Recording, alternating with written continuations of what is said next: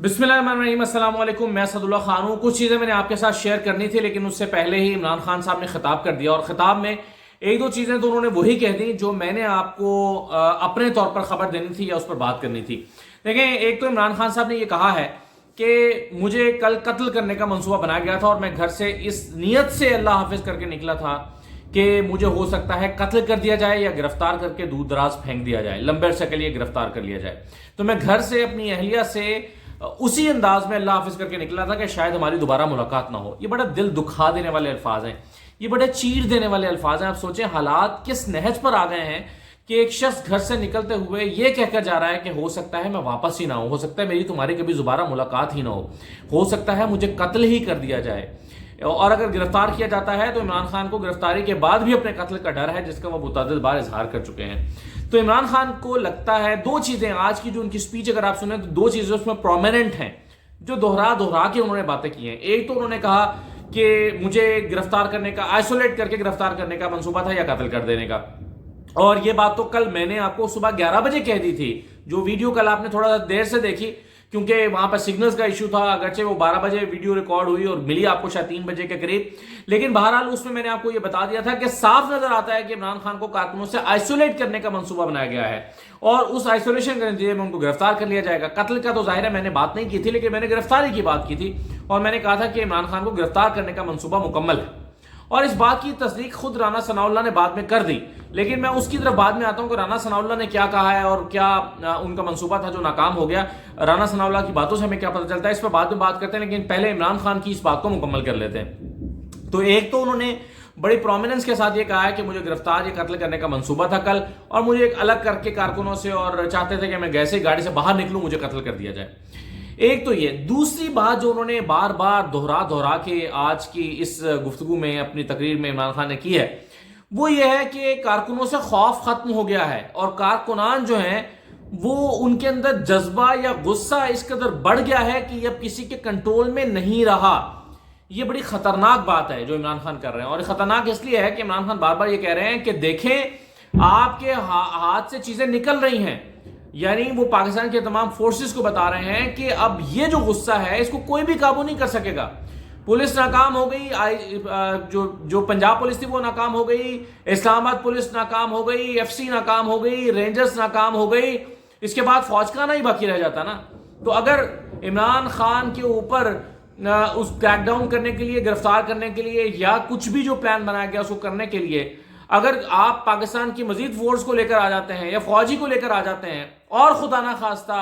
यही रवैया फौज के साथ इख्तियार कर लेते हैं जो कारकुनान हैं या आवाम है, तो फिर क्या रह जाएगा। इसकी तरफ इमरान खान ने बुनियादी तौर पर इशारा किया और बार बार वो ये कहते हैं कि मैंने जो कारकुनों का गुस्सा देखा है ये किसी के इख्तियार में नहीं रहेगा।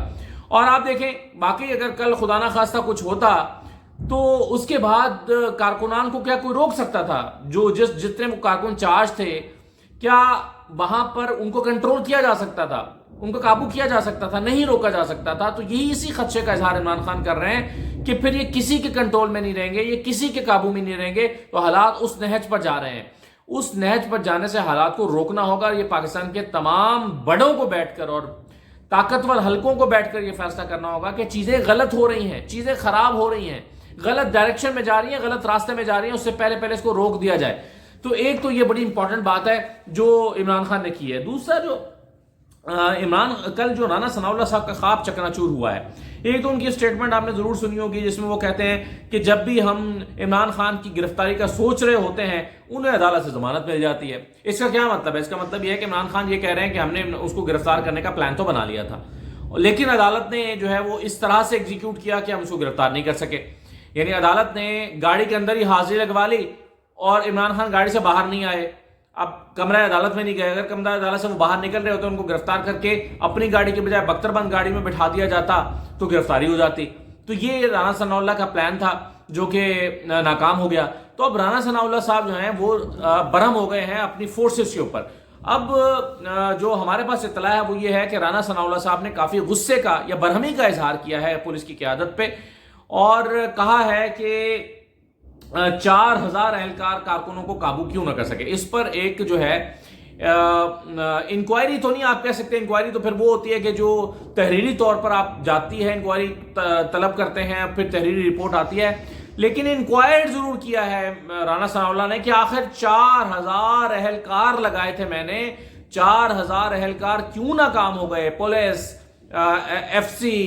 Punjab police, Islamabad police, یہ سب کیوں ناکام ہو گئے کہ کارکنوں کو کنٹرول کیوں نہیں کر سکے، کارکنوں کو قابو کیوں نہیں کر سکے، اور وہ جو منصوبہ بنایا گیا تھا وہ ایگزیکیوٹ کیوں نہیں ہو سکا، وہ اس پر عمل درآمد کیوں نہیں ہو سکا، تو آخر کیا ہوا کہ یہ 4000 پولیس اہلکار ناکام ہو گئے ہیں۔ دیکھیں، میں ویسے ذاتی طور پر سمجھتا ہوں کہ پولیس کی جو سب سے بڑی حکمت عملی کا میں نقص تھا وہ یہ تھا کہ پولیس نے خود، یعنی انتظامیہ کہہ لیجیے یا پولیس کہہ لیجیے، انتظامیہ نے خود پولیس اہلکاروں کو ایک جگہ پر گھیر کے مروایا۔ اس کی وجہ کیا ہے؟ اس کی وجہ یہ ہے کہ کنٹینرز لگا دیے گئے، اور ہم نے آپ کو کل دکھائے تھے، میں نے بھی، صدیق جان نے بھی، باقی میڈیا کے لوگوں نے بھی، کہ چاروں طرف کنٹینرز لگے ہیں، ایک طرف دیوار ہے جوڈیشل کمپلیکس کی اور اس کے تینوں اطراف میں کنٹینرز لگا دیے ہیں۔ کنٹینرز کے اندر جو چلا گیا اس کے بعد بھاگنے کا کوئی راستہ نہیں ہے،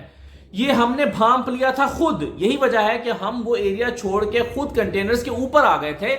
کیونکہ جب یہ بھگدڑ مچ رہی تھی تو آپ کنٹینر پہ نہیں چڑھ سکتے تھے۔ ہم کنٹینرز کے اوپر آ گئے تھے تاکہ جیسے ہی بھگدڑ مچے، آنسو گیس کی شیلنگ ہو، تو ہم کنٹینر سے دوسری سائڈ پہ پھلان کے یا اتر کے محفوظ جگہ پر جا سکیں۔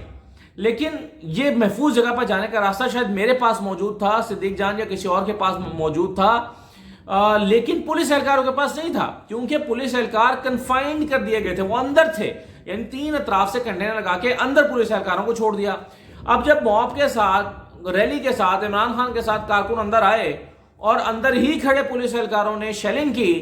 تو شیلنگ سے خود پولیس اہلکار متاثر ہوئے جن کے پاس بھاگنے کی کوئی جگہ نہیں تھی، کارکنان بھی متاثر ہوئے لیکن خود پولیس اہلکار متاثر ہو گئے۔ اب سوچیں ایسے میں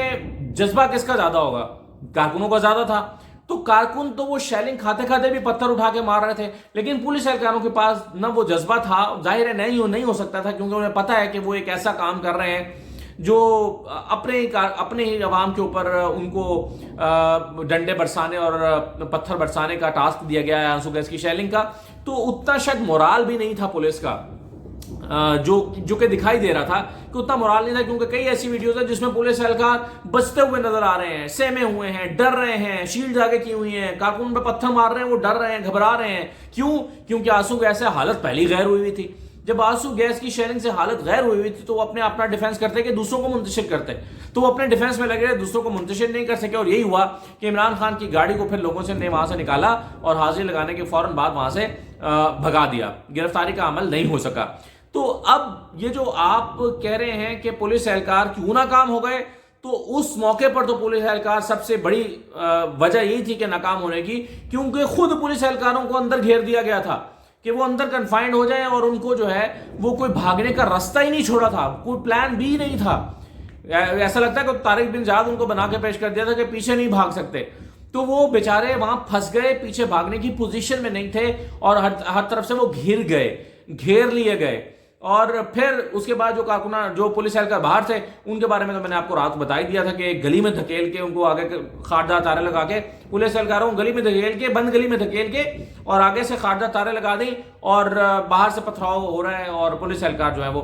اب آج لکیر پیٹنے جا رہی ہے، پولیس لکیر پیٹ رہی ہے، کیا کارکنوں کے خلاف مقدمے درج کر رہی ہے، جی 100 کارکن پکڑ لیے ہیں، مقدمے ہوں گے،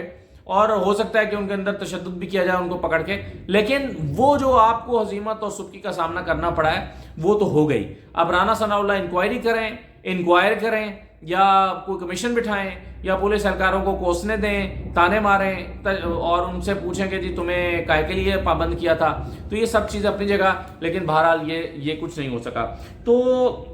اس میں سب سے بڑا پوائنٹ جو ہے وہ میرا خیال ہے یہی ہے کہ کل جو کچھ ہوا، عمران خان نے صحیح صورتحال کو اسیس کیا ہے کہ جو کچھ کل ہوا وہ کارکنان کسی کے قابو میں آنے والے نہیں تھے، اور یہ میں آپ کو روز بار بار کہتا ہوں ایک بات کہ آپ لوگوں کے اندر غصہ پیدا کر رہے ہیں، اس کو بڑھاوا دے رہے ہیں روزانہ۔ آپ یہ نہ سمجھیں کہ آج ہم نے آپریشن کیا ہے، آپ سوچیں کہ کل صبح جو آپریشن ہوا ہے، جو غیر ضروری آپریشن تھا، اس غیر ضروری آپریشن کے نتیجے میں جو عمران خان کے گھر کے اندر حملہ کیا گیا، اس کی اطلاع کارکنوں کو اسلام آباد میں نہیں پہنچی ہوگی، اور کیا اس کا غصہ کارکنوں کو نہیں ہوگا؟ کیسے ہو سکتا نہ ہو؟ آپ لاہور میں ایک آپریشن کر رہے ہیں زمان پارک کے گھر میں، تو اس کا ریاکشن اسلام آباد میں نظر آنا ہی تھا کارکنوں کے اندر، تو یہ کارکنوں کو یہ غصے میں صرف کارکنوں کو ہی نہیں مبتلا کیا جا رہا، عوام کو بھی مبتلا کیا جا رہا ہے۔ میں اکثر یہ کہا کرتا ہوں کہ وہ لوگ جو گھر بیٹھے ہیں، جن کے پاس کوئی چارہ نہیں ہے کہ وہ باہر نکلیں یا آنسو گیس کی شیلنگ کر سکیں، وہ بھی اپنا غصہ رکھتے ہیں اور وہ غصہ جا کے بیلٹ پیپر پہ نکالیں گے ایک دن جا کر۔ تو یہ جو مختلف طرح کے رد عمل کا خود جواز مہیا کر رہی ہے حکومت، کسی کو آج ریئیکشن کا موقع دے رہی ہے، کسی کو بیلٹ پیپر والے دن ریئیکشن کا موقع دے گی، لیکن موقع حکومت خود دے رہی ہے۔ تو یہ جو ریئیکشن ہے یہ آنا تو ہے کسی نہ کسی صورت میں، چاہے وہ بیلٹ پیپر پہ آئے، چاہے وہ اس طرح آئے، چاہے وہ کسی کی خدا نہ خواستہ اللہ نہ کرے آنے والے دنوں میں کسی کے گھر جلا کر آئے، کسی کے اوپر حملہ کر کے آئے۔ اگر آپ اس حد تک ٹیمپریچر کو نہیں لے جانا چاہتے تو ہوش کے ناخن لے لیں۔ اجازت دیجیے، اللہ حافظ۔